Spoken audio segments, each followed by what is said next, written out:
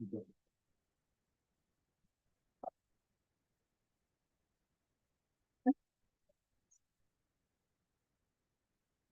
ora koutou katoa. Good morning. Welcome everyone to this meeting of Central Hawke's Bay District Council. Welcome in out of the cold of almost a frost outside, taking us into autumn. Nice to see everyone. We've got a short but impactful and powerful agenda today, thinking about budgets and money and the plan for the coming year, which is a big item. That's our focus is going to be on today, as we focus on what our community needs and how we get that to balance with what our households and our economy can afford to be doing. And it's an important moment today in our council meeting as we do that. Welcome everybody, and as we set ourselves up for the meeting, Councillor Witchman is going to. Nino tātou.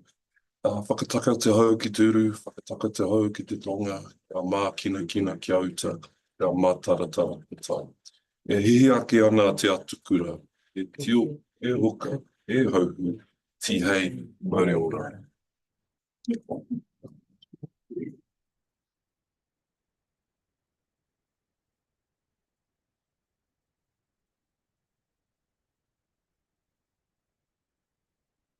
So we need to get into it, folks, this morning. A couple of things to mention, probably the passing of Jimmy Churchwood this week. And sometimes we lose significant people in our community, and mahi to his family this week. But also a nice thing yesterday, nice to recognise the reinstatement of the memorial for our servicemen from Hatuma who are recognised on the rock out there on at Hatuma Road, and that someone had so disrespectfully attacked last year, and that we've got back in place. So nice to reflect that we've got that respect reinstated. So some nice things happening in our community as well. So let's get into our meeting. Not the same number of people at the table today. Apologies we need to note from Councillor Greer, who has been granted leave of absence. He's away on holiday. We have an apology for lateness from Councillor Aitken, who will join us shortly. And just noting that Councillor Taylor is online, but I'm not sure that she will be able to show her face the whole time. Certainly when she is able to, she will. Welcome Councillor Taylor online. We'll just note that as well. Can I have a mover and a second to note those apologies? And Councillor Annand, all those in favour, please say aye. Against, carried. Standing orders, our usual way we use standing orders. Can I have a mover and a second for our standing orders? Councillor Witchman. Councillor Monahan. All those in favour, please say aye. Against, carried. So we have our draft council minutes from the 13th of February. Any issues with those minutes? Do I have a mover then to receive? Can you confirm these minutes are true and correct? Okay, so they do. Can we change the recommendation, please, to say that council confirms that the minutes from the 13th of February 2025 are true and correct?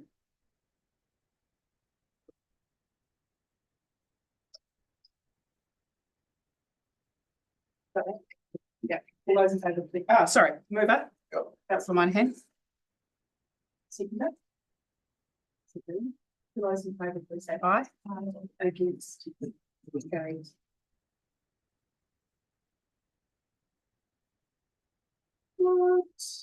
Reports. First bit of business is just to round back on our previous resolutions of council. Does have any updates? Good morning, Mr. Tate. Is there anything you'd like to cover? Yeah, good morning, Your Worship and councillors. So look, I'll note the Greens has been complete, but just two updates that I will provide. The Central Lines Aquatic Centre, that's a resolution from the previous annual plan. We're making really good progress with the trust. And again, we'll need to bring some decision points back to council over these next 6 months to execute a new lease and hopefully a new service agreement. So making great progress on that one. And just the second point, just to note, in the establishment of the Hawke's Bay Community Water Trust, we did extend that advertising period for a little bit longer, just to make sure we've backed up everybody we can and do a further update on that. Other than that, happy to take your opinions. Thank you. We have the resolution monitoring. Watchman. Speak. All those in favour, please say aye. Thank you. Carried. It makes a difference when we're missing 3 heads at the table. When I call for a mover and seconder, everyone needs to pay attention. There's less of us at the table. Right, next item is annual plan item 7.2. Right, Mr. Tate. Yeah, thank you, Your Worship. So look, I'm just going to provide a few introductory comments and then hand across to Mr. Chamberlain, who will take you through the substantial basis of the financials that make up the annual plan. But what I do just want to really acknowledge and open with is the support that we have had as the organisation from this table in terms of being really clear and very concise in terms of the key priorities, which have been a continuation of the 3-year plan 2024-2027 relating to recovery, land transport and critical 3 waters investment. With that, we've taken a real clear lens across the organisation where we've continued to take a line by line and really pragmatic approach to ensuring we've got an appropriate level of budget associated with all of our activities. And we've also taken a further step to make sure we've completed internally a right-sized exercise as well to make sure that our resourcing really reflects those priority areas. Again, Mr. Chamberlain will speak to it. Why we've got the overall general rating increase down from 14.9% down to 7.9%. That doesn't fall evenly, and again, there'll be a further focus in these coming weeks on particularly local water done well, which is where the real increases still substantially sit inside our targeted rates, being related to 3 waters. So again, we'll be exploring those in more detail. But certainly, again, we'll go through the paper in more detail. 7.9% is still going to be impactful across our district. And as much as it's a success story to have it down from 14.9 to 7.9, noting that there's still going to be some challenges that come with that. But certainly presenting the paper as it outlines today, in terms of being the chief executive and signing off on the budget that we've put forward, I've certainly got a high level of confidence across every activity that we have searched, we have looked where we have, we've made the changes and we've diligently worked through things to make sure that when families are having to make trade-offs, we've done that same thing in the organisation. So with that, I'll pass over to Mr. Chamberlain through the financial. Thank you, Mr. Tate, and good morning, Your Worship and councillors. So before you, as Mr. Tate has mentioned, the report there asking for endorsement of where we've landed with the annual report. As Mr. Tate's mentioned, we started with a forecast of 14.9% as set out in year 2 of the long-term plan.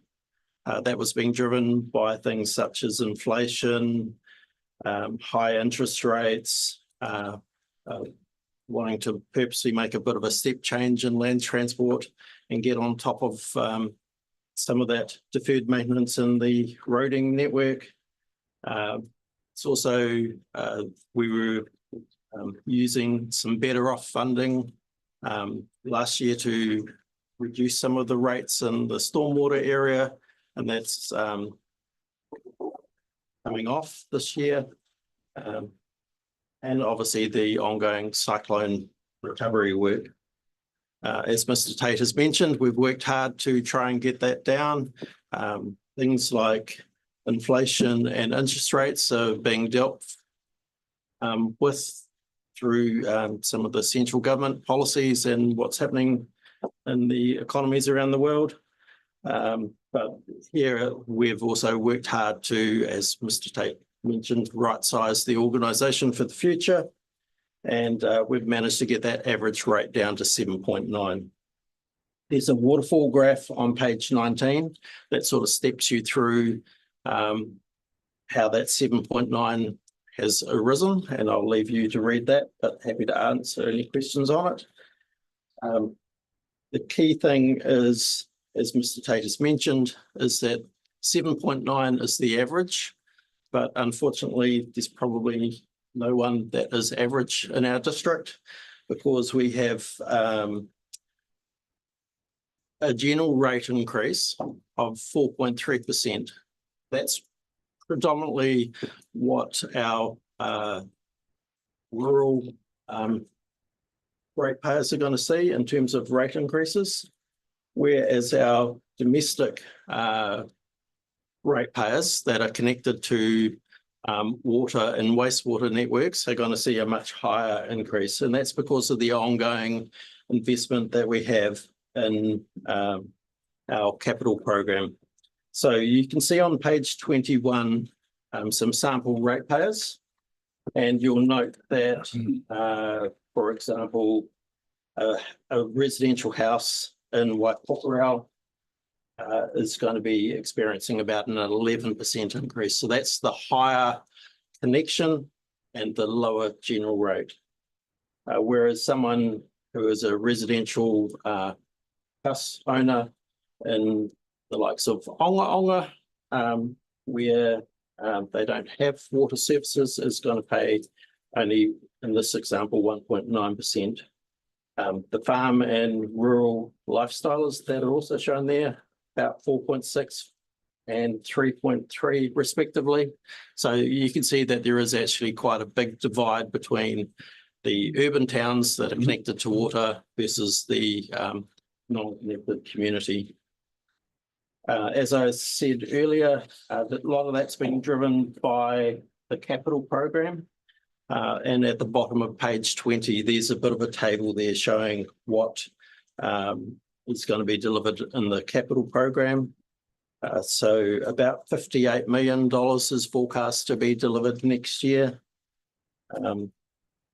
The eroding recovery, so the cyclone recovery, the second bottom line in that table is 89% co-funded by NZTA, which is a good story.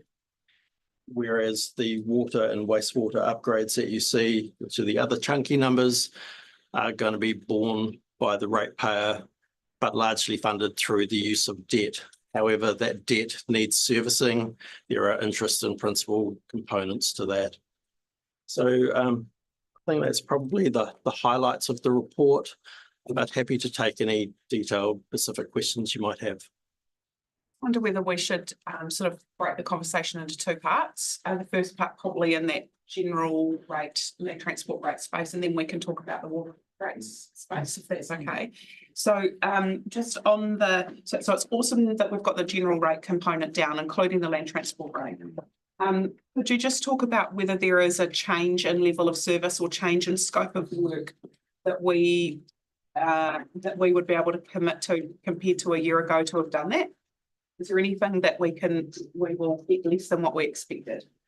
No, so what we've worked hard to try and do is to keep the levels of service and the promises that we made when we did the 3-year plan and the delivery that we said we were going to do exactly the same. Where we have made changes is potentially in some of the phasing of some of the works, but that's more in the water area rather than the general rate that you're talking about. In the general rate area, we're pretty much delivering what we said we were going to do when we said we were going to do it, just cheaper than what we said we were going to do it for. And obviously the general rate and the land transport rate move with changing property valuations. Is there anything concerning you with what's coming through with QV on the proposed property valuation changes when it comes to that general rate? So across our district, just stepping back, I guess, quotable value is in the process or has just concluded the process of revaluing all of our district. What that has seen is that property prices have fallen sort of around that 8-9% since the heights of the market in 2021. There are variations between townships and urban and rural, but only minor changes. Generally, every property in the district has fallen, The exceptions probably in the industrial area hasn't fallen quite as much as the rest of the district. At the end of the day, council has to collect enough money to run its operation, and that budget, as you can see, is actually going up. The fact that property prices are coming down, the property price component of rates is just how we divide the budget across all the properties. And the fact that everyone's coming down with a bit of a sinking lid just means that actually there isn't going to be a significant impact by quotable value. The council budget that you need to collect per property has remained slightly higher, but roughly the same. The change in quotable value isn't going to have a significant impact on your rates. Don't expect that because you've got a 9% decrease in your property value, you're going to see a 9% decrease in the rates, because it doesn't work like that. That's the thing. Just through you. So to be clear, there's no significant shift from rural to urban or anything like that. Things have decreased relatively same. So unlike 2021, where we saw residential properties double in value and rural properties only go up by 30%, and there was quite a shift in the split between urban and rural. This time they're all coming down at roughly the same speed, so we're not going to see that big split like we did last time.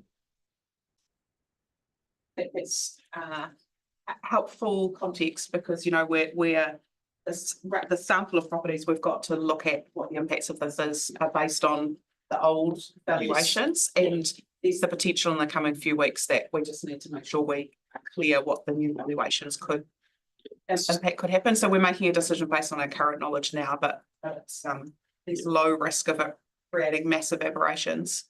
Yeah. As we move forward. There will always be exceptions to the story, because there are a couple of properties that have moved out of sync with the rest of the district, and that's because of either recent sales or the fact that they were the movement last time was out of sync, and this has been corrected this time. So there will be exceptions, but as a general rule, I don't expect the QV to have a significant impact on how rates are divided. And as Mayor Alex said, the examples you see on page 21 are based on the previous QV. We haven't had time to load the new data yet and see and recalculate, but I don't expect that it will have a significant impact. Any other questions about the general rate and transport stuff, which is all that? Otherwise we'll move on to freeholders. Yeah. It is worth noting, Your Worship, that in that land transport component, again, there was a step change in year one of land transport funding, and while there still remains an increase in that funding, obviously the level of increased funding isn't as much as we'd anticipated either in year two. That's a result of the NZTA equivalent subsidy not. So there was a bit of a point before in terms of just what was making up the general rate. So it's probably a good, just another observation to make as well. Yeah, so we had high aspirations in terms of the lifting the levels of service and land transport. We rated for that, but NZTA didn't come to the party in the same way, and so we're readjusting.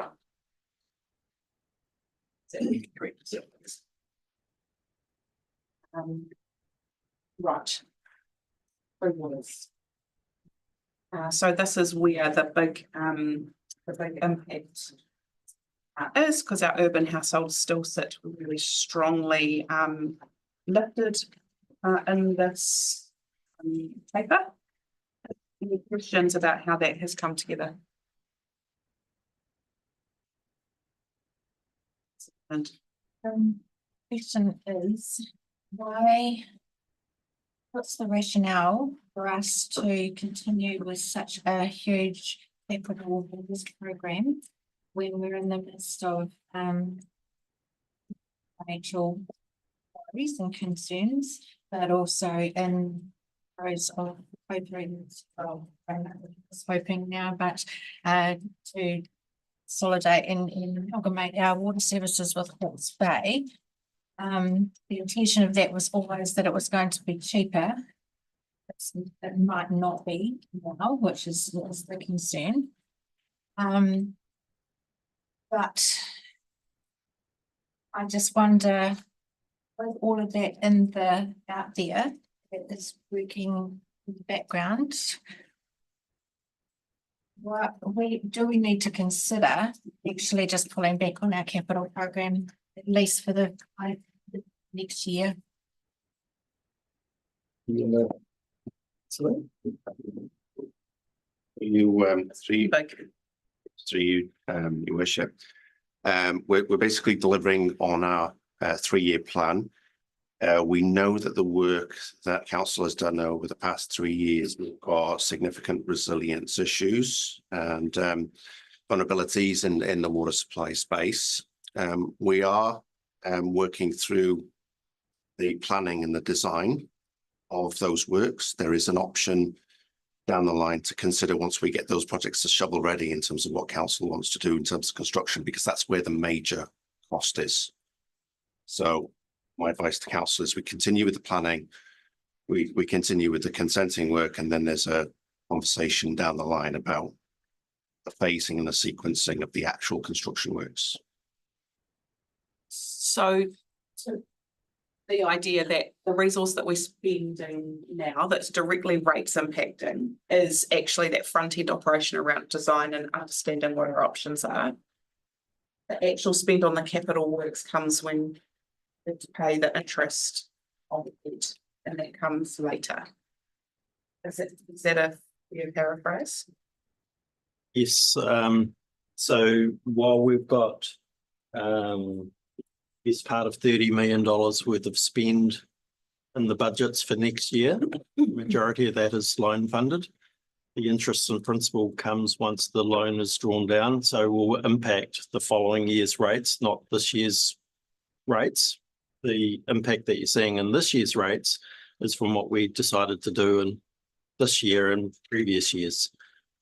So there is a bit of a time lag, but yes, what we're trying to do, as Mr. Kinvig said, is deal with the non-compliance issues that we've had previously in our wastewater and build in the resilience in our drinking water so that we don't have those outages in the future. How much in the water and wastewater rates are for paying down of debt and for moving back to rates funding of renewals? Because there is a step in there too, isn't it? Yes, so we're slowly trying to transition back to renewals being funded the year that they're done through rates. At the moment, I haven't got the numbers in front of me, but I believe it's something like about, of that $30 million of capital next year, only about 900,000 of it was actually rate funded. The balance is loan funded. And then obviously on top of that, we also have loan servicing from the existing loans that we've got. And thank you, Mr. Tate, for giving me the graph that I did earlier in the week. So we've got, let's try to put those together. The loan payments next year in terms of the interest and principal is about just under $4 million of the water rate. So it is a significant proportion of the water rate. 4 million out of the 13? Yeah, it's about $13 million in total. So 4 million is a significant proportion of it. That is debt repayment. That's interest and principal. The loan repayment component is about 1.4 million and the interest component is 2.5 million.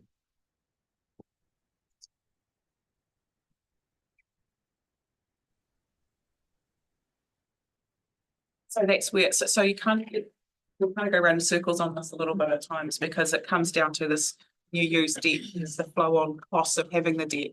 But actually the most impactful thing on rates is actually what we choose to directly rate fund and not to debt fund. And that is a challenging part. So if that 8 million capital, as you said. what, 4 million? So there's about $30 million of capital across the three waters, and you can see that on page 20 in the table there. Only about 900,000 of that 30 million is actually being funded in what we're collecting in rates next year. The balance is being loan funded or funded through external funding, such as the Infrastructure Acceleration Fund, or through development contributions from developers. So yeah, it's funded through a mixture of those.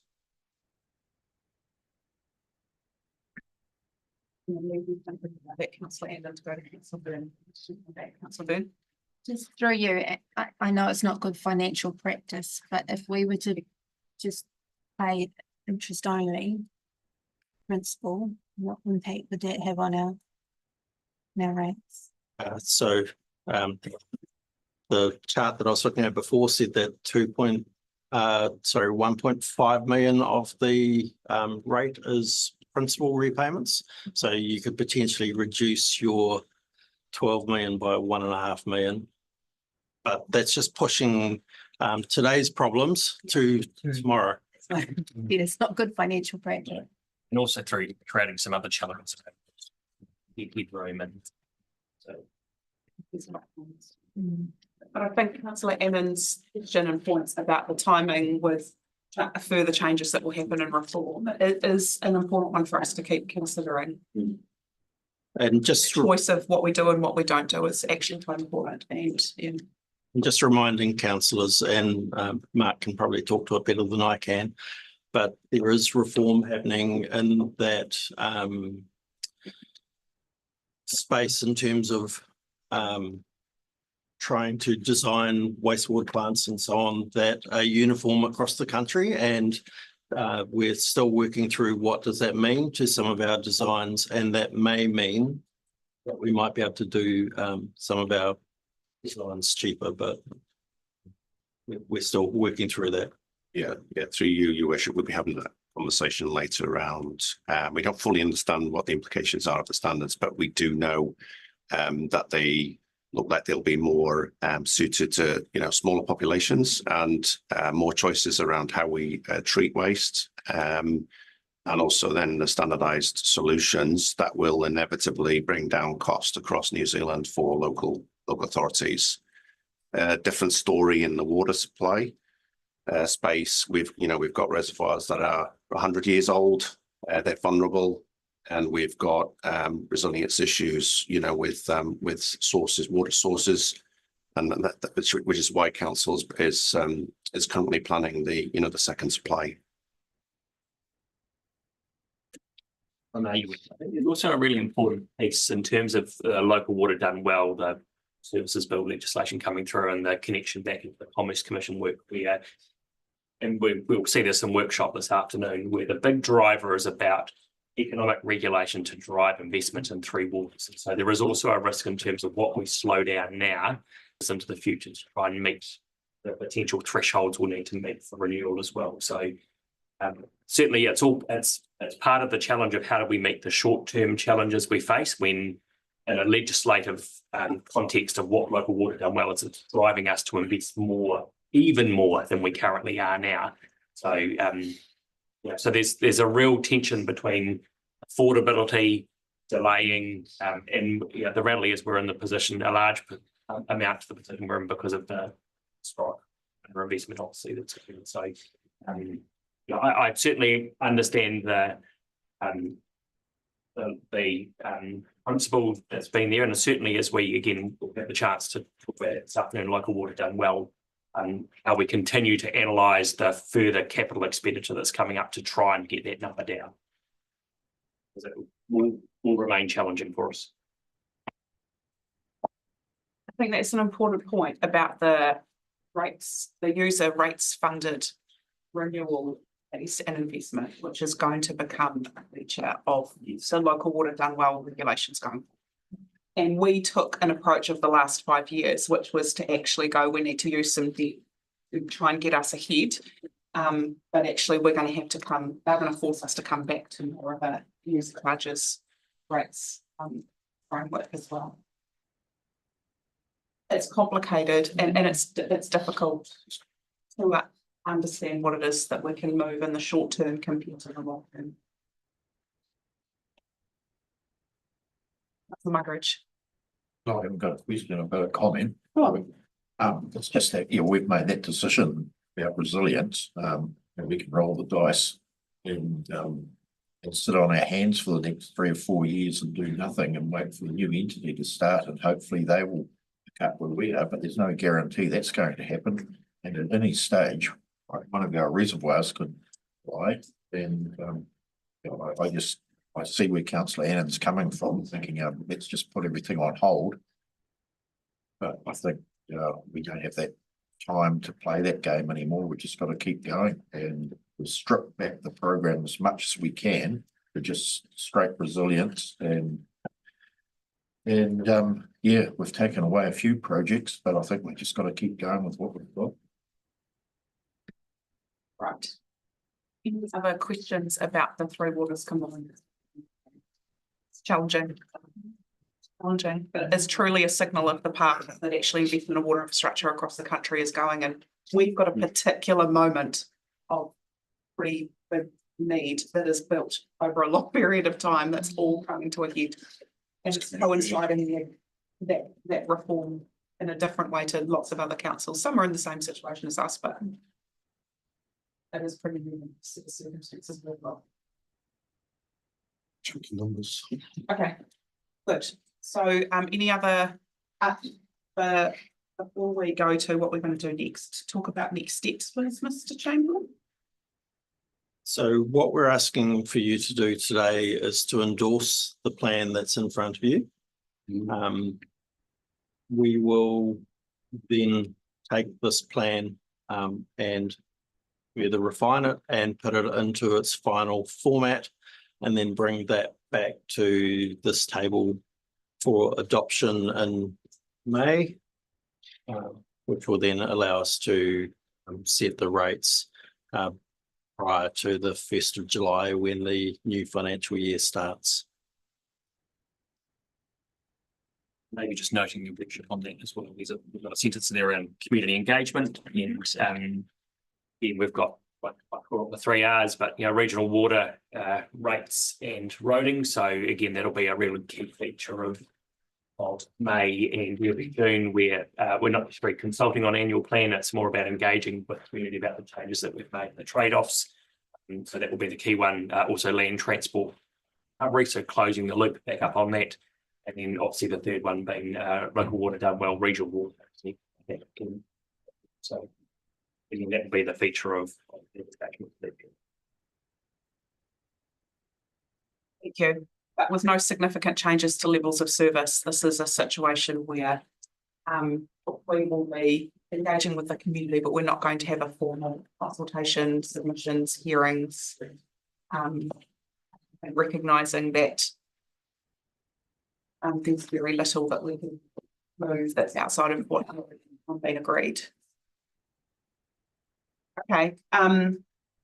Any other questions about where we think we might need to go next in terms of what next? We've got a bit about engagement. We've got a bit about the next lot of decision making. There's a bit more to understand where QV lands to make sure we sense check across the rate samples. Any other questions about what we might need to do next? So Bern? It's not so much a question, but when we look at the waterfall diagram, is there any way that we can translate that for community so they can see what council has done to actually bring it from 14.9 to 7.9? Yeah, I mean, the average, I'm sure it will be, but yeah, what has council done inside here to bring that down? So the waterfall you see there on page 19 takes you from this year's rates to next year's rates, but I could do a similar graph that goes from year two of the LTP or the 3-year plan to where the annual plan is worked up. So that'll be a graph that goes this way instead of a graph that goes that way. I think that's important. I think people need to understand that we're moving every lever possible. A helpful way to communicate. That's good. What else? I just wonder, well, we could talk about it later with water done well, but where the advocacy space is in this water space. I mean, there must be other councils like ours around the country that obviously there is. Particularly rough situation, but where is that advocacy to the government that actually, with the way that water space has been for the last year, and is it practical that actually our current ratepayers and future ratepayers are having to not only fund current use and future use, but they're also funding deficit as well, like underinvestment, and it's a really stink place for a community to be in, stink place for our ratepayers to be in. So I don't know, it'd be really nice to start advocating and partnering with those other councils about actually we need some councils like us, we need some significant taxpayer investment. I know that it's controversial because that means that people who are not connected are helping connected people, but we're not talking about the price of a cup of coffee anymore. This is actually a meal that we're taking away from people's tables because of these increases. So yeah, it's an amazing call for people to start thinking about what advocacy space around this. We must do this because it's the right thing to do for our people and for the people who are sitting in our seats past us, but what is it we actually need to start saying now advocacy to the government space, because it just feels so wrong do this on our own.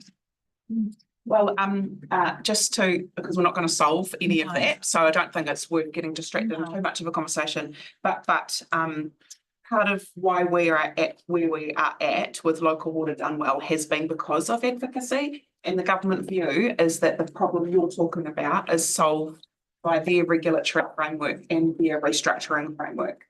I've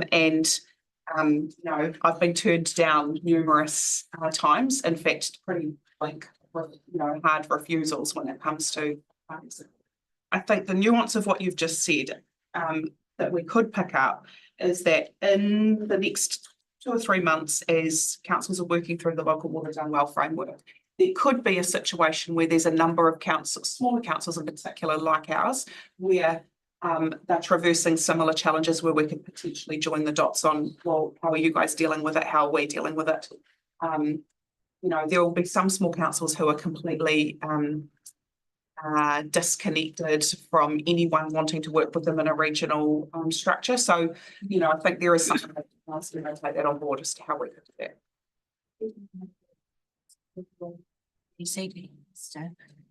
She needs to understand. Yes. Okay. Right. So we have got options here about the recommendation for us to consider is that council endorses the draft annual plan for 25-26.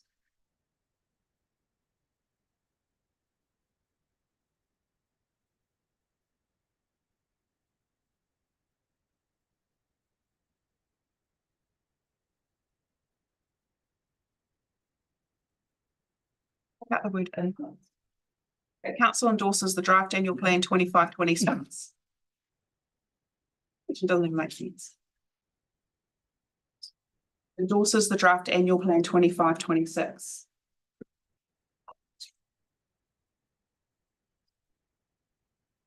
The draft annual plan 25-26 outlined in this report, but take out the words inputs and draft budget.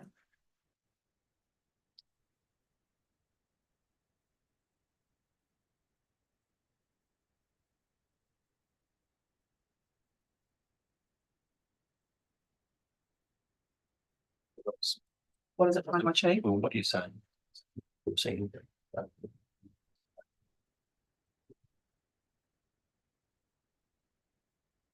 Take out. Okay, take out, so put that council endorses the inputs Yeah. and draft budget. So take out the words, draft annual plan 25-26.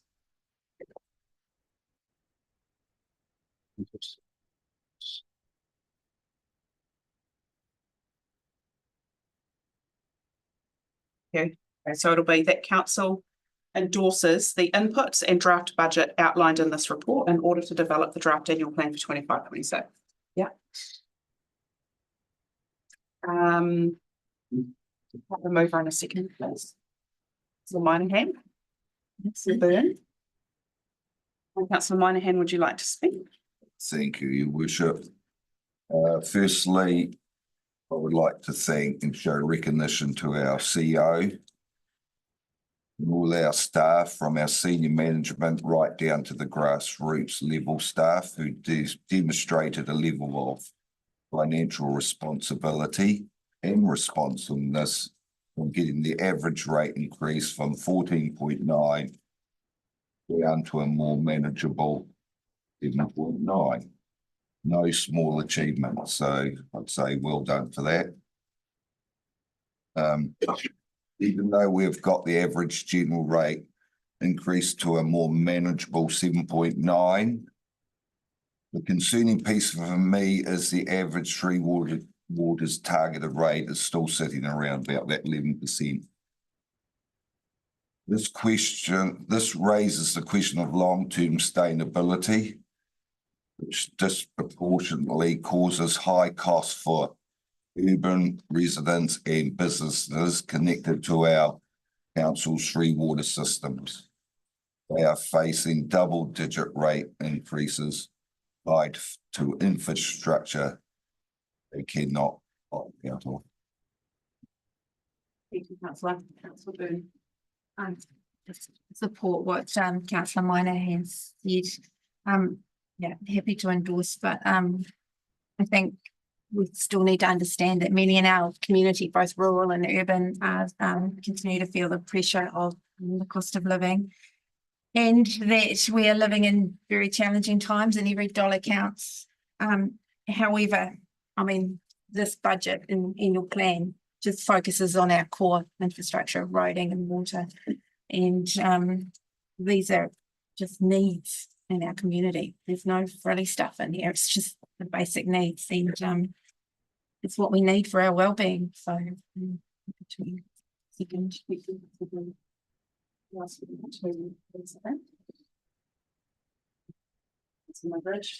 Thank you, Your Worship.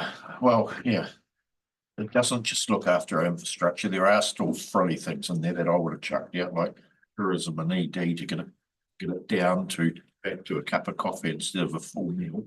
There was still other levers we could pull, but we haven't. So yeah, even though there's a increase in the targeted rates of 14.2, it still brings the increase back to 11 for connected people when you take in the general rate as well at 4.3. But yeah, it's still double digits. Isn't a good place to be in. Table's decided that's where we're landing, so yeah, I'll support it. Yes.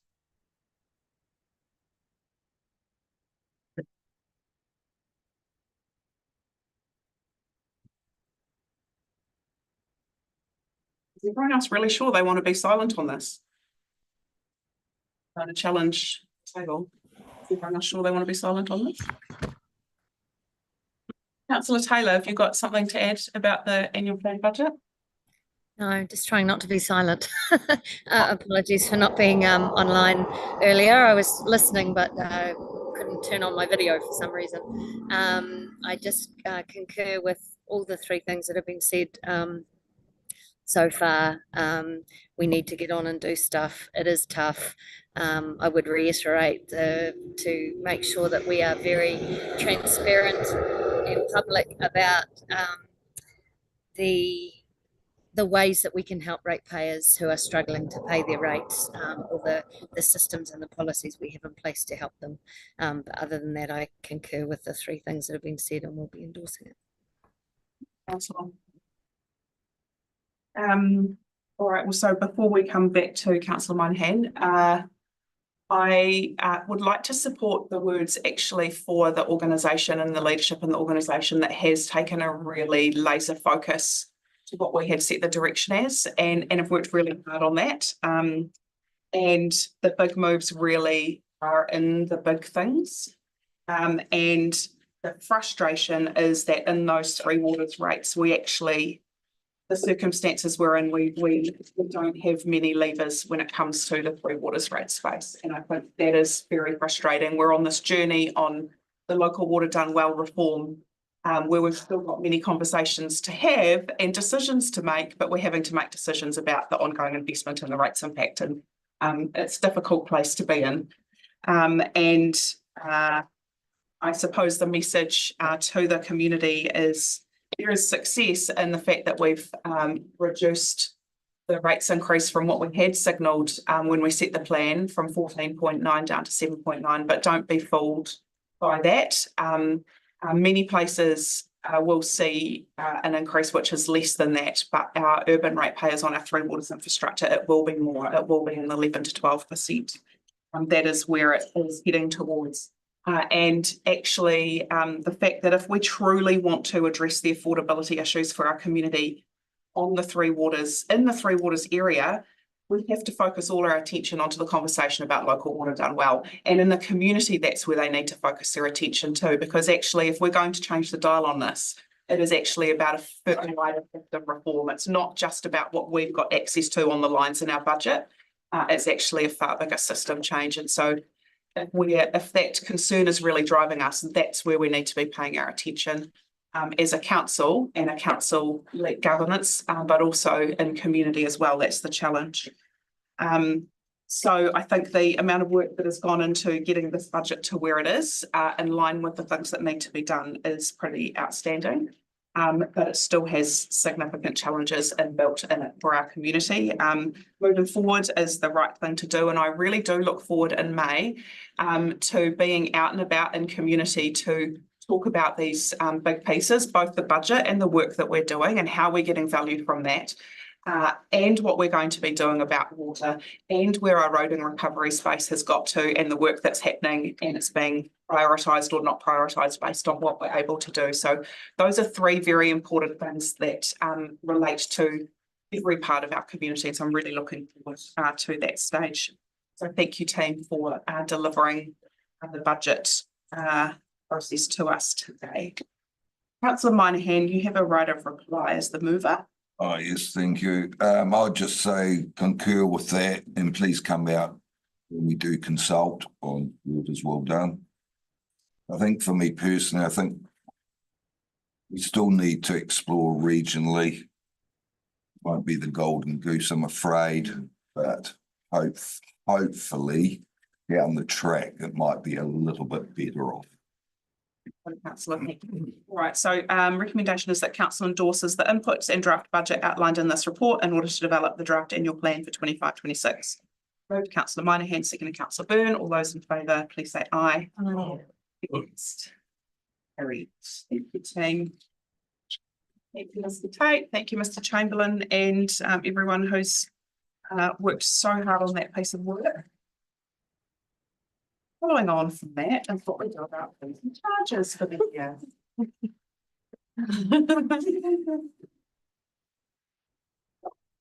97.3, page 28. Welcome back, Mr. Chamberlain. Thank you.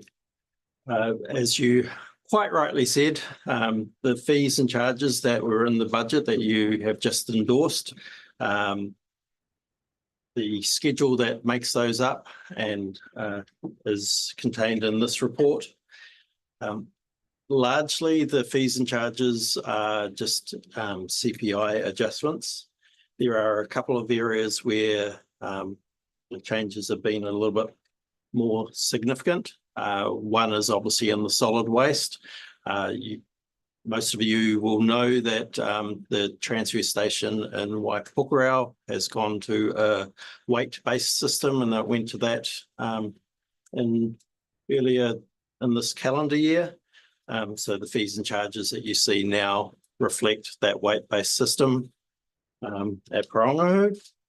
At Waipokurau. The Parongahu remains based on a car boot or a trailer or a van, because we don't have a weighbridge there. Animal control has introduced a couple of new charges in there. One for roosters, one for pigs, and one for wandering stock. The thinking behind that is that our staff are increasingly spending quite a bit of time in those areas. The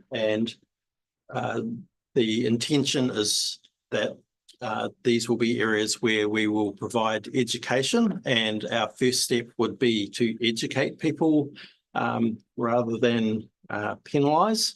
But if our encouragement through education doesn't work, then we have the stick to and the right to charge a fee for recidivative offences against our bylaws. And then the final area is in the resource consenting area. There's been a bit of a change in that area. So there's been some rationalisation of the fees there and a move towards more time and cost timesheeting recovery. But other than that, the schedule of fees are there. I'm happy to take the rest of the report as read. Thank you, Mr. Chamberlain. I did ask before the meeting that we were provided with this piece of paper that shows the public-private split, so we understand the impact that rates versus charges have on our activities.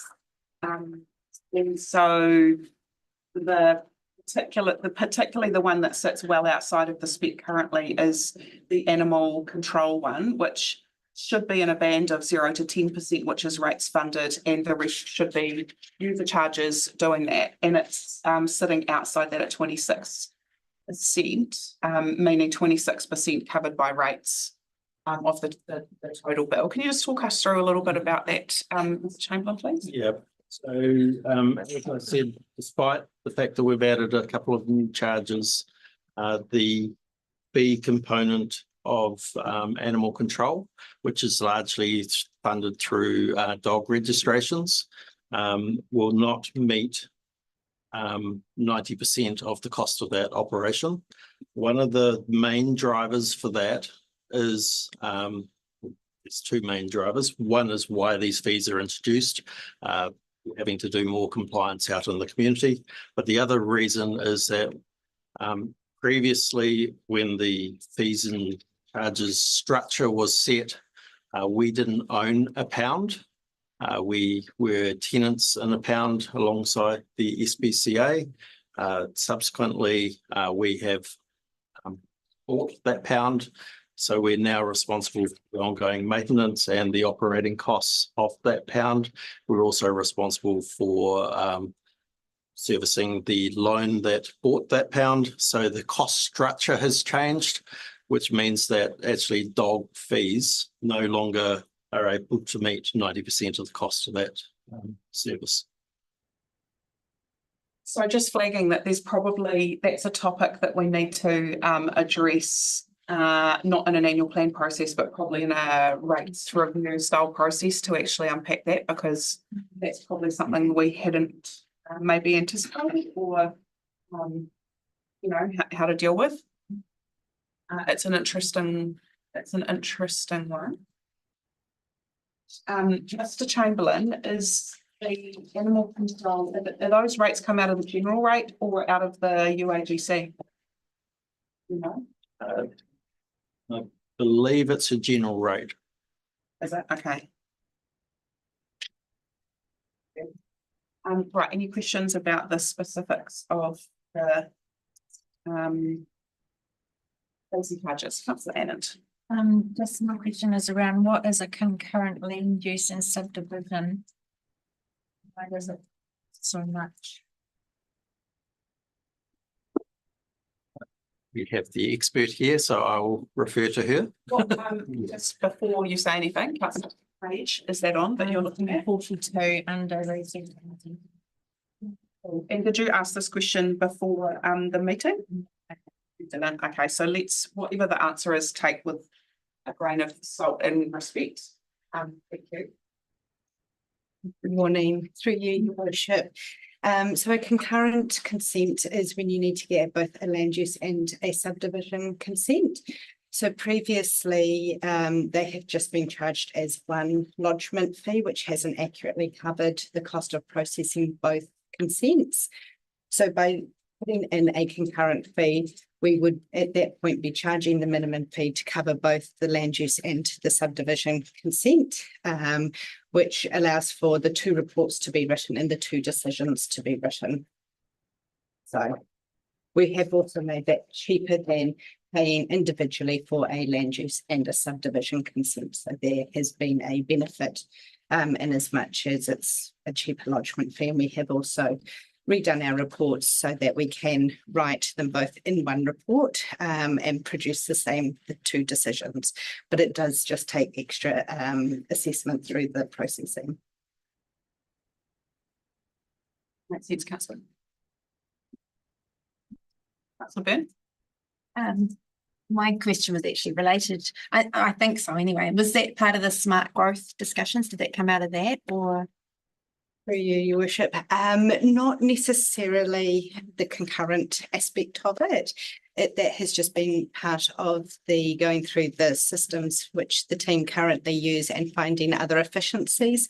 So as part of the smart growth review, it was a bit of a process and looking at the process in which the team processes resource consents, how we operate, and that was one of the efficiencies that we were able to find. So somewhat driven, but not a specific recommendation. Like I said, it's just great to see that the smart growth discussions have been fed into the fees and charges. I'm just wondering how we're going to go back to those stakeholders and just check in with them to see whether it's actually having the desired results.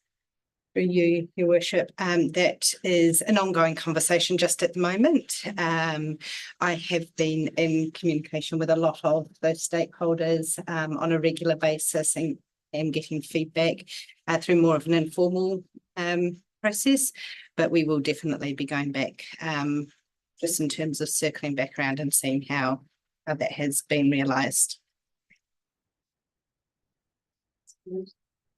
I was sort of in the same sort of space there around the smart growth, and have we tested this with the chief heads, and I reflect on the developer contributions conversation, and we all thought, oh, you know, we only looked at it at the time really in one sort of space around being able to generate more and for future growth and things like that, but we have to consider what that actually then does to the developing community who are already finding it really hard. I know that it was something that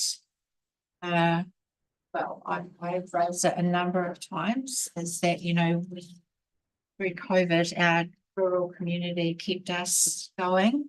And the one thing and lever that we had up our sleeve for Central Hawke's Bay was that we had developers that were coming, people building, you know, that sort of stuff. People were subdividing, these sorts of things, and that we really needed, that our farmers are hurting, we needed to be able to make sure that we could actually really sustain that future growth. My concern is these sorts of things in a fees and charges space, if we haven't tested it with those people, what is the long-term effect of it? You know, it might be fine for it to cover some deficit now, but what is the effect of that in 2-3 years' time? So once again, the people that are going to sit here with us.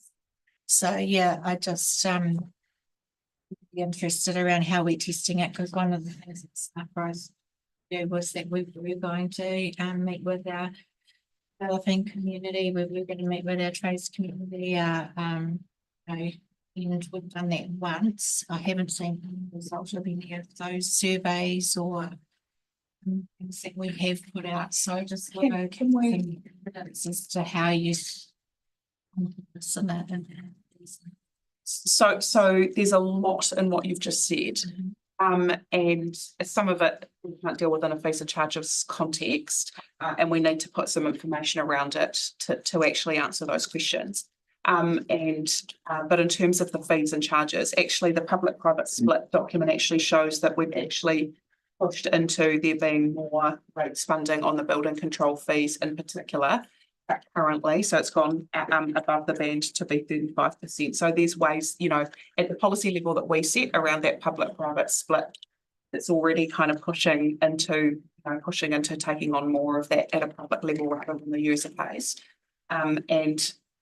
So we have got some of those levers at our disposal. I suppose the question is, in the changes to the fees that we've got, is the application adding up to something which is more than what they've had to face before? And have we thought that part of it through? So through your worship, so that specific part of the question, is there more? My comment on that would be that this is the work that the resource consenting team is already doing. It's not more. Part of the smart growth review recommendations, which Ms. Elliott's just talked about, was focusing on the cost recovery and the time recording, and improving processes in the resource consenting team. And what was really clear from Ms. Elliott's work is that there was a lot of work that the team was doing that we weren't necessarily charging for. So it's the time that it takes to undertake the work that they do and ensuring that that is fairly reflected in the fees and charges. And also that Ms. Elliott has taken a particular focus to make sure that they are fair, in line with other councils. She's done a lot of work going out of the region to visit other councils to hear how they charge, particularly in those concurrent fees as well. Making sure there's a discount where you can, which she's just mentioned earlier as part of this conversation, for when two are processed together, but making the observation that we hadn't been charging previously for something that we're doing where it is in fact very normal to do that in other areas of the country. Is it necessary, Mr. Chamberlain, that we strike all of these fees and charges today? Which ones need to be done in advance? We don't necessarily have to strike them today. It's best practice that obviously the budgets that these relate to start in July. And it's best practice to give a month's notice to the people that this is going to affect. So my recommendation would be that you wouldn't want to adopt your fees and charges later than May to give that month's notice. So if you want to hold some of them over for until the May meeting, we could do that. Just the other notable, your worship, and whether the two were connected clearly enough. Clearly, I want to bring back an annual planned budget to you, which is underlined on the premise of having fees and charges, which is charges document. So again, just wanting to just be clear that if we were leaving the whole thing on the table, then my preference, if we could, would be to try and see as much as we can. Yeah, just noting the connection to anything. The fees and charges fall out of the annual plan that we adopt. And so there is an element of chicken and egg in this where you're asking us to strike the fees and charges before we've actually seen the full draft annual plan. So the fees and charges should fall out of that as well. So this is I respect Yes. what you're saying, but this is probably the earliest we've seen a schedule of fees and charges on this table ever. Yeah, so Councillor Muggeridge. Thank you. Looking at solid waste, what's the rationale behind quite a few things changing from a charge to no charge? The one that really concerns me is the tyre one, where it says that customer can get rid of 5 tyre free per visit. Councillor, did you ask that question before the meeting? It was requested that the details were asked before the meeting. Does someone know how to answer that question? There's a buyback. There's through your worship, there's a subsidy scheme that's provided from the New Zealand government on that through the tyre buyback scheme. So that's You get a new tyre, you're paying it already. Cool. Any other questions? Councillor Monahan. I just quickly, I noted, Majority of fees and charges, officers are recommending an inflationary adjustment be made. What's that? Thanks. Varies from activity to activity, but it's sort of in that 2 to 3%. Good. Thanks.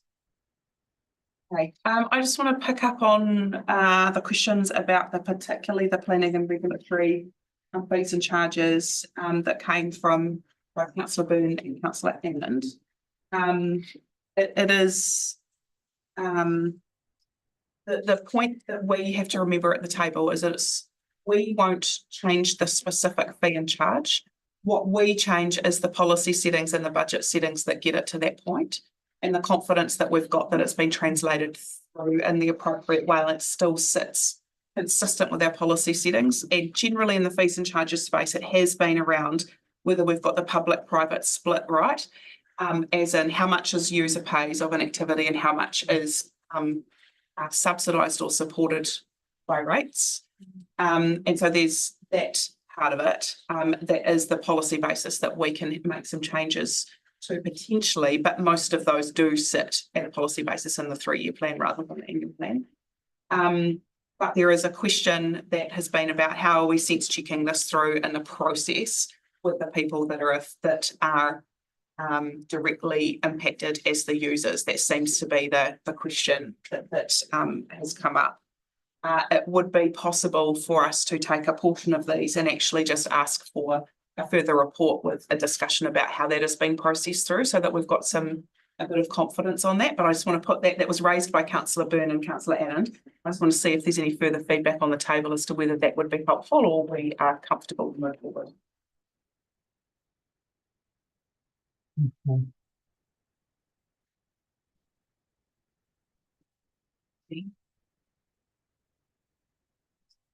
Yeah, yes, and I was going to suggest yes. Well, it's just, we talked about, fees and charges and the financial sense. We talked about policy setting, but the one key thing and missing element is the strategy space. And we put in play and we paid for a lot of money for a smart growth review, and then we get it talked about, but we haven't actually, and then for what falls out of that is changes in fees and charges. I get that. What we're missing was, I guess, the bit in the middle. That actually helped us to understand and rationalise and make sure that we are being good citizens and good representation around this table, and pushing back and saying, well, have we tested that? I need evidence before I can go and actually hand on heart say, yep, I'm okay with those huge changes when I don't actually know the result of that it's going to do. So I might be more connected to it because Mark's a builder and that sort of stuff, but people talk to me about this stuff all the time. And so, it's really important that we understand how this all happens. So I make a suggestion that they take those which sections, the land use and subdivision and building control sections, and we could make an additional. When's your next committee meeting? Is it before? That's not the way. Yeah, that's too late. It would need to be maybe at the next the finance committee meeting that's in 2 weeks' time, that we have a resolution that asks for a description of how the smart growth review has been through into the features. Would that be helpful? Do the right sample. It actually really nets out how it actually looks for people, even if we did maybe a case study of and how those budgets fit in. If you have maybe 3 different case studies, you must have someone at the moment that could actually be used as an example as to how this actually then affects. How it flows through into an example. Through your worship, can I just clarify, are you asking in terms of a resource consent, processing of a resource consent?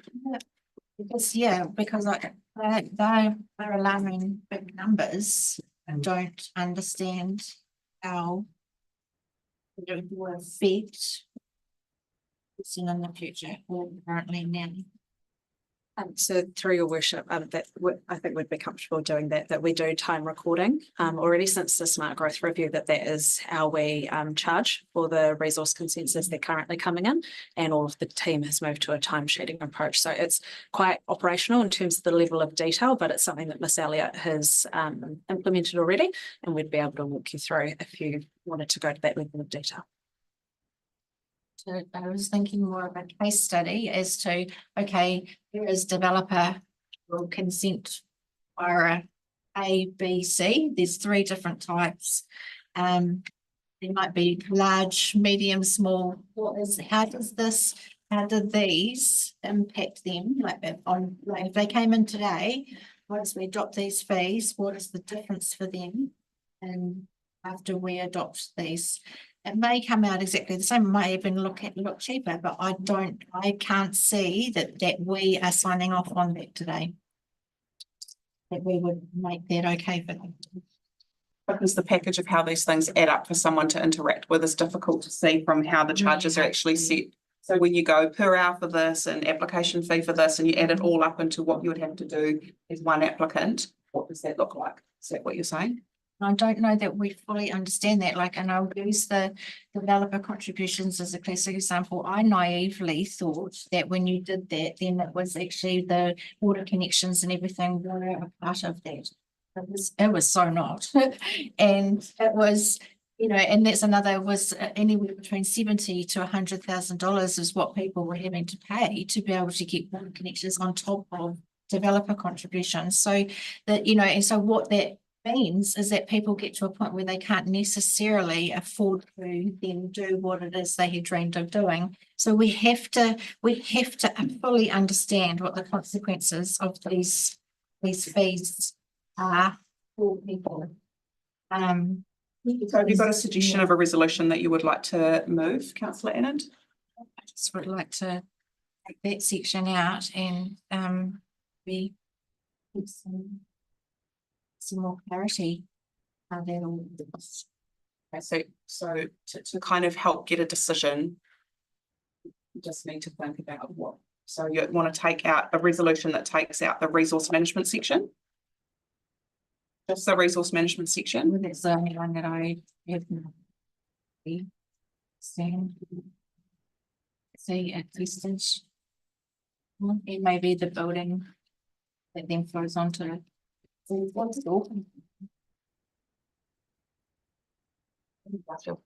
your worship, the other things you mentioned were around the DCs and the connection costs as well. Is that something that you're wanting more information on? Because it's going to be very different for different locations, or are you just looking for more information on consenting those 2 activities?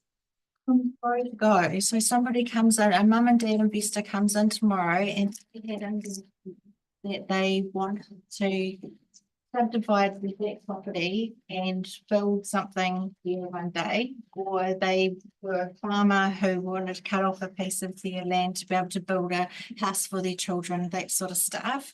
How does all of that then play out them in the new fees and charges, including developer contributions, those sorts of things? We have to get a global view of how all of these work. Okay.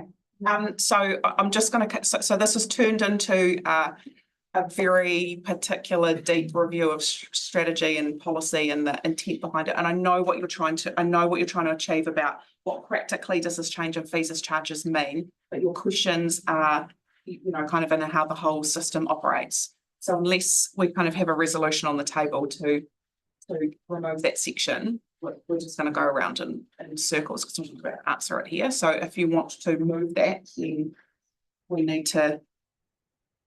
Well, with all due respect, I thought I did when we asked for the Smart Growth Review.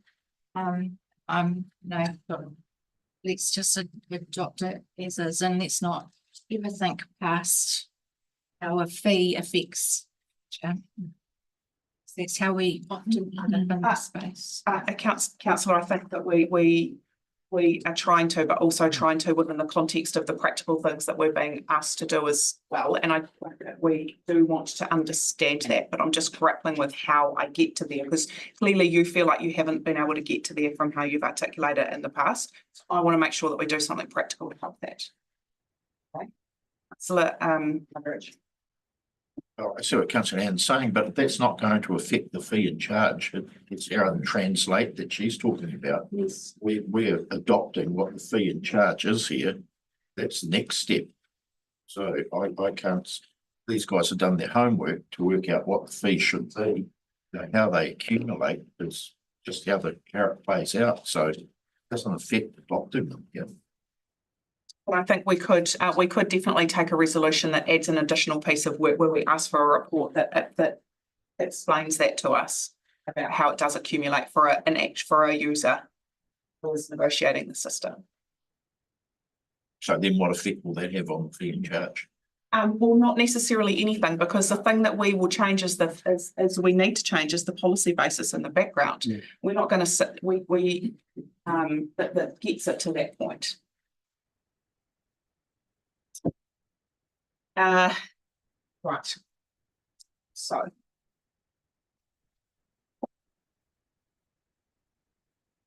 I am going to suspend the meeting. I've never done this before. I'm going to suspend the meeting for 5 minutes while I get some advice about how we might be able to deal with this. So can we please suspend the meeting?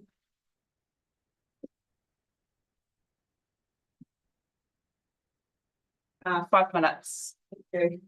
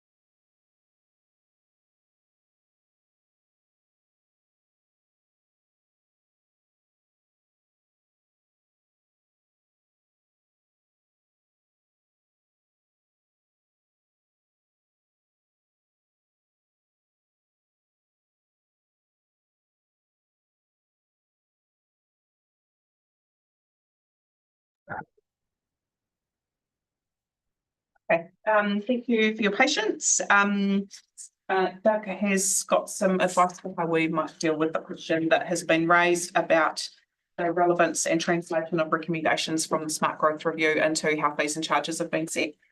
And so, Mr. Tate, over to you. Great, thank you, Your Worship. So look, just really noting, thank you, Councillor Allen, for your comments. We've got a revised recommendation that's on screen for you. Look, do want to note, look, we've endeavoured to provide some context again in the covering report that sits alongside it. Yeah, but just again noting that there is significant changes to the fees and charges. So look, this is the opportunity for us to bring a report back, recommending a further recommendation that for the 24th of April, we'll bring a report back to the Finance, Infrastructure and Performance Committee, and that will outline the impact of the proposed fees and charges on development, and particularly in relation to the Smart Growth Review. What we will look to do is probably do 3 examples of development that connect through. So one in relation to a standard kind of building consent, potentially one in relation to a resource consent. I do probably just want to be clear, look, we'll go through that process, but Mayor Alex raised it earlier, just making sure we are just managing expectations of that. There is a balanced policy position here where we are talking about the revenue and financing policy and ultimately the underlying revenue that needs to be generated to meet that policy. So get comfortable bringing this back. Again, there's some further work we could have done potentially to have made sure that we set ourselves up for success for this decision. That's noted from me. But certainly, look, happy to bring again further advice back to the table for the 23rd. So with that, Your Worship, leave you with that resolution for consideration. Thank you for that advice. And I think in particular to this is the not necessarily about the balancing act and the policy basis, is actually the impact it has on community. And it's very easy to see that a dog charge is this amount. This is a more complex place where when you go a person as a developer or an interactor with these services at council, what does that mean? It's a lot harder for us on the face of it to understand it. That's my bridge. So is that going to be disclosed in fees and charges?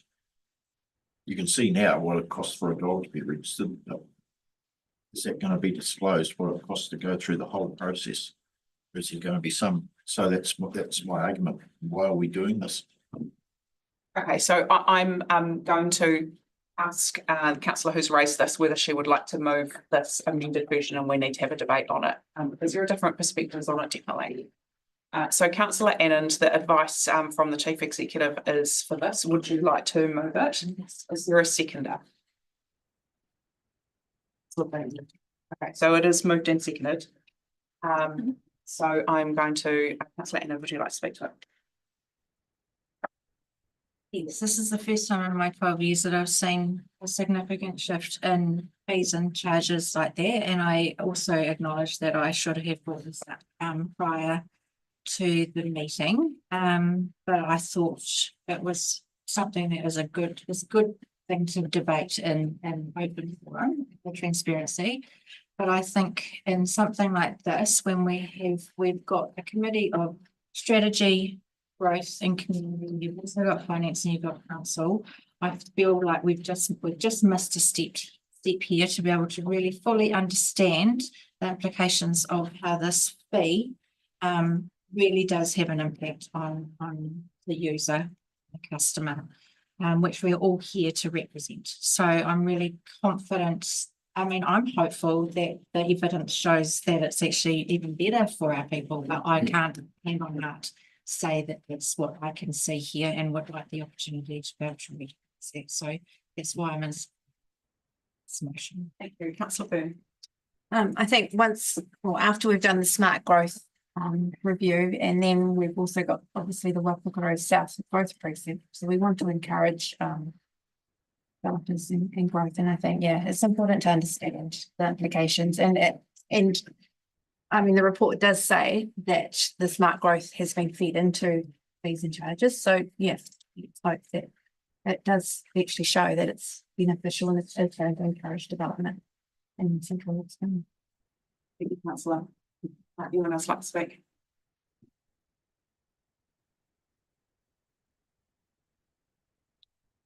Good, I think that we should go back in good faith and just take this step, because I understand councillor Annan's point about this, and I support taking this additional step. I will, just for clarity, after we've done if this passes, would like to flag that, make an additional recommendation to be very clear that council gives delegation to the Finance, Infrastructure and Performance Committee at the end of that paper in a couple of weeks' time to actually strike the rates for the section that we actually need to, so that we're not holding it up any further. So just flagging that I'll do that after. Anyone else like to speak to this recommendation? Okay, so right of reply, councillor Annett. All those in favour, please say aye. Against? It's carried.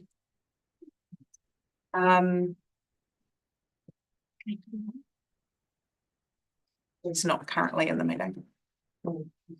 Thank you, carried. So I would just like to add a further resolution that says council delegates to the Finance, Infrastructure and Performance Committee to endorse. They can adopt. Yeah.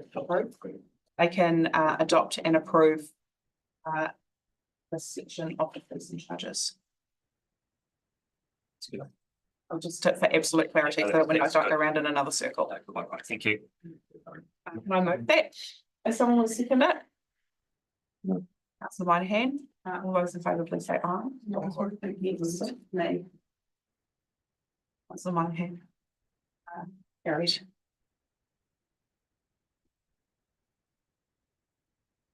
I'm just going to take a minute to make sure that Jane's got that.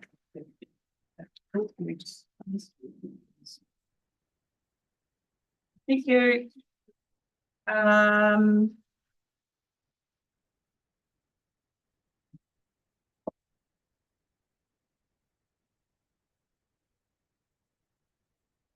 next item is the electoral working group reform feedback and submission. That has got attached where the LGNZ working group had got to this on this. We had made a high level submission earlier in the process on this. And if you flick to page, I was going to take everyone to page 82, 83 and 84 of the agenda. Have got the draft recommendations that have come out of this review. It summarises everything that's through the whole document. And that's where the information is. Jane, were you going to speak to the item? I'll take the report as read. We'll note that we've done a earlier submission, which basically only focused on things that were actually mentioned in the discussion paper. And now the working group has gone away. Considered all the commentary that came in. They definitely commented and said they were very happy with a lot of the comments that came. And they have now subsequently done a number of recommendations. So this is your opportunity to potentially consider a further submission on what they are recommending. Thank you. And I just would, there's quite a lot of public interest in this, and also the report from President Sam is that the new local government minister is also quite interested in what can be moved from this. We've got peers that are open and willing to do some things. So that's good. And considering how the electoral process is what gives us our mandate, that actually I don't think it is proper that we don't make a submission. I think every council should have the goal of making a submission. So on pages 82, 83 and 84 with a list of recommendations, I'm going to take an exceptions approach. Is there anything in there that has got a large allergic reaction to it that we would not support? That's the main thing. I'm just wanting to know what part 5 subpart 2 is. Google it. I'm doing it right now. We're going to find in part 5 and subpart 2. talks about. So we're looking at 11. Yeah. I just want to know what that means. So we're talking the Maori wards are going to get different expenditure limits to everyone else. Is it going to be different? How's that working? No, it's actually to ensure, so the report says candidates in Māori wards and constituency face specific challenges from candidate spending limits based on population that do not take into account the geographic area. The Māori ward or constituency could cover the area of several general wards or constituencies.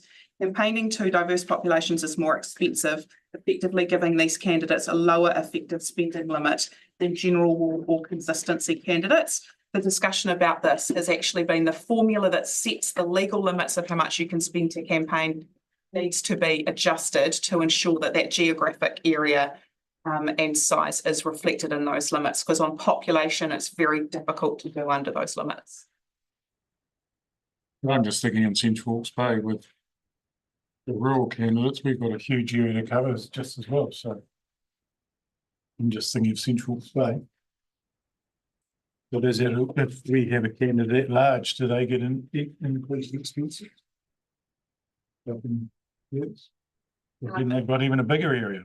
And do you know that about what the spending limits on that large board? No, I don't, not off the. Because there's quite a discrepancy there, they're large as well. They've got the same area. Thank you. Right, others, Councillor Moynihan. Just quickly on the voting method, one option is looking at polling booths. Is there evidence to say this would be more costly for smaller councils? Does this involve more cost? Does anyone know? That's really true, most likely. However, one of our recommendations through our submission was actually that the Electoral Commission take on a much more greater role. They could look to manage those if that was the potential case. But yes, ultimately, the flip side of that is the postal voting is just It's a really good analysis showing the extent of spending which is made on the central government elections to promote and enable voting, which is significantly more than what is spent and done at a local government level. So there is inbuilt in this the expectation that actually a bit more resource needs to go into it collectively. Any others? Okay, good. So that's cost is definitely something that we can highlight in there for a small TA. Okay. There's a particular section there about the 4-year terms proposal for which we have been a supporter of agreements on this through LGNZ in the past. Just noting that that's in there as well.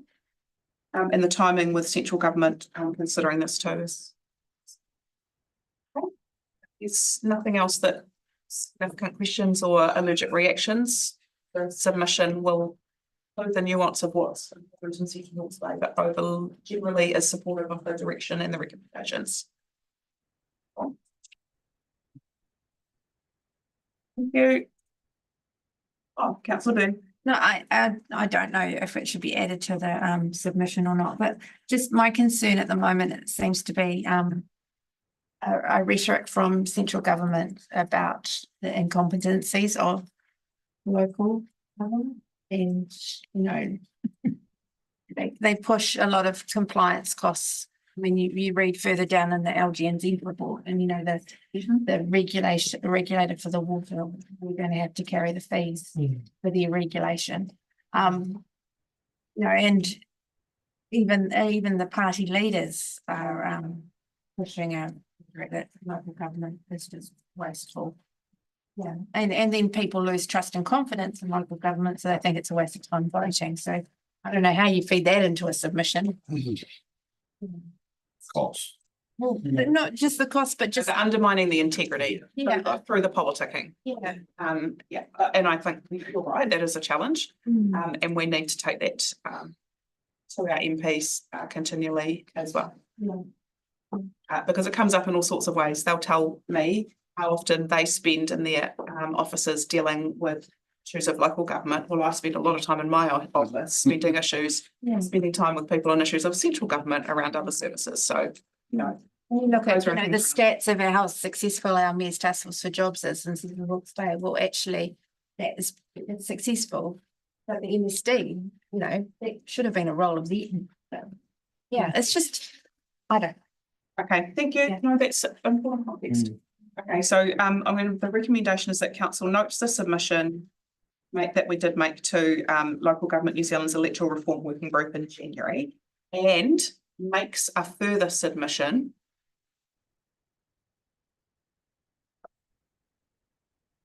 in support of the final recommendations. No. Because I wanted to have a submission in there around the expenses. So we're going to ask those questions differently. So how can we support them? Yes, when you've still got questions asked. Because we are going to take a high trust model that we will discuss the information in it, so that everyone's clear on what's in it. Because we just can't keep having it come back to the council table. We can do circulate the draft.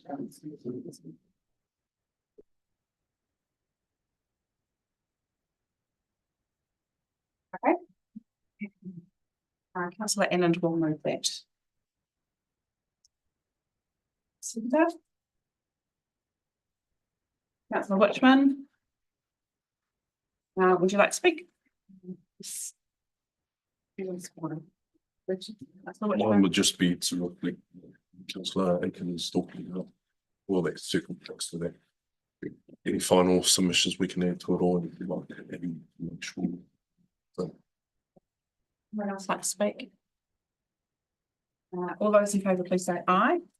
Against, carried. We are going to stop for a morning tea break until 11:30, before we come back and reconvene.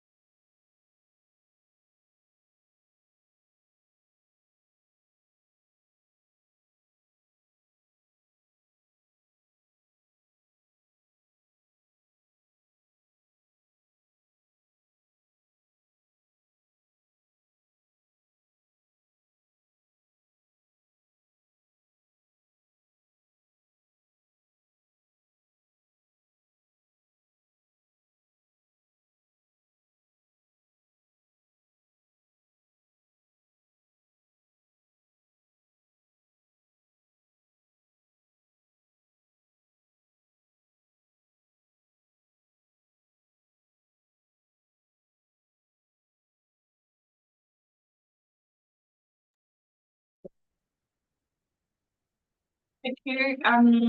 Right, we've got a few reporting items to come through to us before we move through into a public excluded session. We do have some visitors coming into the council meeting over the next little while, so we're just going to have to look at the time.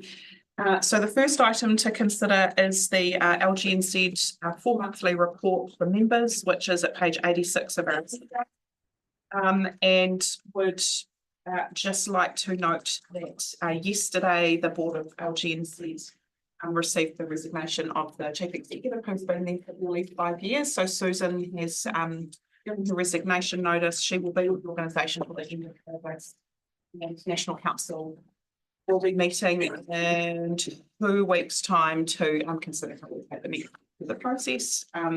Yeah, so Susan's been here 5 years, and that's a big change. But happy to have any questions or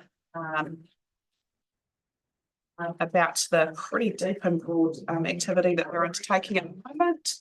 I have a question. What are the councils doing about the fact that they've lost 1, 2, 3, 4, 7 councils off the membership? And looking at calculations, it's probably half the population of New Zealand. What are they doing to fix that? And is that going to be a trend moving forward with these councils moving away? National Council, you mean? Yeah, from National Council. So we've got Auckland, Christchurch, Kaipara, West Coast, Greymouth, Westland and Western Bay. All moved away. So National Council is very focused on that. It's a key priority at the moment, and there are some task force programs underway with members, attracting members back and displaying the value to members as we move through the next few months. So it's a pretty high priority, and there's work underway in that space. Is there a particular reason why they're moving? To be honest, it's mostly about the wider public politics, and so I would reflect on my understanding of what happened in Western Bay the other day, for instance, was driven by a particular grouping of influence around Hobson's Choice politics in the community and in the Ratepayers Association. So it's not really about LGNZ, to be honest. I think it's probably about wider politics. So Vern. With Christchurch moving away, why are we having the conference? We're being hosted by LGNZ member Environment Canterbury and supported by the rural and provincial councils that surround the Canterbury region. So the Canterbury region is still a major member and part of the country. There was also a strategic decision by National Council a couple of years ago, which was those conferences. The best experience is when you actually make sure you go to a facility that's fit for purpose in terms of the experience and the size and scale and location of accommodation. And so that limits the places to go to. And so Christchurch, Wellington, Auckland, possibly Hamilton or Rotorua are probably the main ones that actually fit that kind of criteria. Right. Any other questions? Recommendation is that council notes the LGNZ 4-monthly report for members November 24 to February 25. The mover and seconder, Councillor Moynihan. Councillor Boone. All those in favour, please say aye. Against, carried. The next item is receiving committee minutes. Page 87. So we have draft unconfirmed chief executive performance minutes from 6th of March and draft unconfirmed risk insurance minutes. That means that both of those sets of minutes will still have to go back to those committees to be confirmed. But they're noted by us for the recording for our understanding of what's happening. Anything that you would like to add, Councillor Taylor, on us receiving those minutes? These are the public minutes. Yeah, the gist of it's in public excluded for obvious reason. Yeah, the second part is, yep. And then risk and assurance minutes. So Aitken, there's nothing to note there, is there? No. Right. So can we just move in seconds that we receive those minutes? Thanks, can I have a movement? Councillor Whitman, Councillor Enid. We're going to add. All those in favour, please say aye. Aye. Against. Carried. And joint committees, page 98. So we have the confirmed minutes from the Hawke's Bay Civil Defence Joint Committee that was from January. So this is we've had another meeting since then. This is just the confirmed minutes. Nothing. There's nothing surprising in those minutes. We've workshopped and been briefed on the transformation work that's happening through the joint committee. So if we could have a mover and seconder that those minutes from the joint committee are also received. So Moynihan and Councillor Byrne. Those in favour, please say aye. Against. Carried. Page 130 is the organisation report. Mr. Tate. Right, thank you, Your Worship. And just noting the report is under attached and separate cover, councillors, for you. Not really key thing, keywords, delivery, and on page 26 of the separate attachments agenda in there is we've tried to summate a little bit better some of the text that's sitting in there, but certainly if we needed any reminder of how much work is underway, $12 million worth of physical works procured just in this quarter alone. And again, as some context, it's more than double what we procured right back 7 or 8 years ago. So certainly a lot of work underway.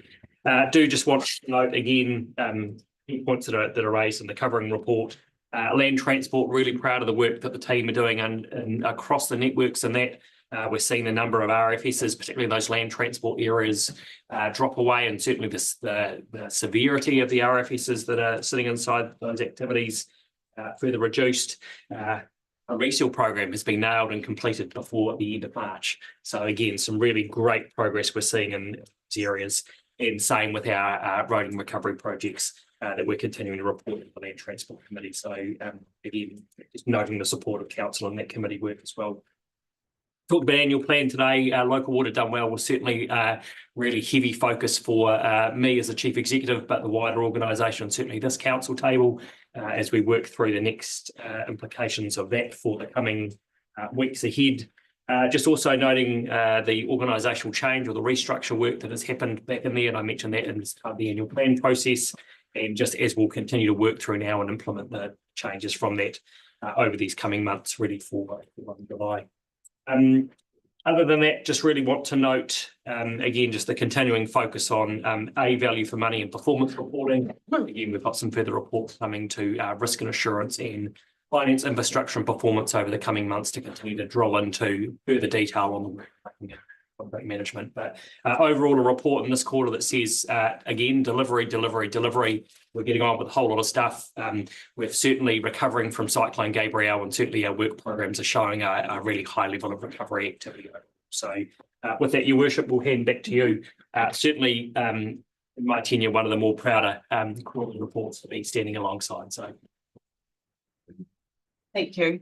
That's awesome. And just reminding everyone that actually particularly in the non-financial performance measures space, that rolls through into the annual report where audit will come through with the end of the financial year as well. So all of this connects through into that wider performance and reporting and audit cycle. Any questions about the performance that's reported? All right, it is an amazing amount of work. Lots of delivery. Councillor Enid. I just had one request around the Better Off funding. If we could have maybe an update on that, because when I read what the update was, that it around the museum, that in my mind sort of fell into Straits for People, because a lot of us that was used, was Straits for People items. So I'll just be really good to just sort of get some oversight in that Better Off funding space. And I think it's sort of noting that we've heard about it's to be the benefit of the community. So I think it's what's spent Really wish we got a planned update on that. Oh, or at least just a structured reminder of where we have decided as council to correct. allocate it, so that we don't actually talk about it as a funding anymore, as if it's some pot of money. It's actually 'cause projects. not, it's actually allocated out. Yep. Other questions? Okay, the recommendation is to note the third quarter organisation report. Can I have a mover and second, please? It's Margaret. Oh, no, seconder? Councillor Moynihan, and then while I'm on a roll. Would you like to speak? Anyone else? I just would like to add that you are right to be proud of the amount of work that's been done, and you're right to be proud of what the organisation's been able to do in the last 3 months. And it is certainly snowballing into the direction of travel that we have asked around transformational land transport, the focus is water, and the accountable delivery and adding value in the community. So that's great. Responses from things like the news about our local contractors doing that stormwater drainage work across Waipukurau and Waipawa. That's really well received and really speaks to the what community expects of us too, which is that we're seeking value and including our local people. So it's great work. Thank you. Moved and seconded. Can I have all those in favour please say aye? Against? Carried.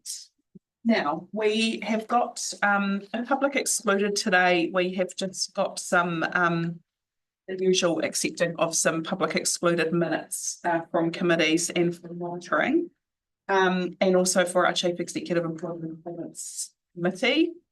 So that's what we'll be considering in public excluded.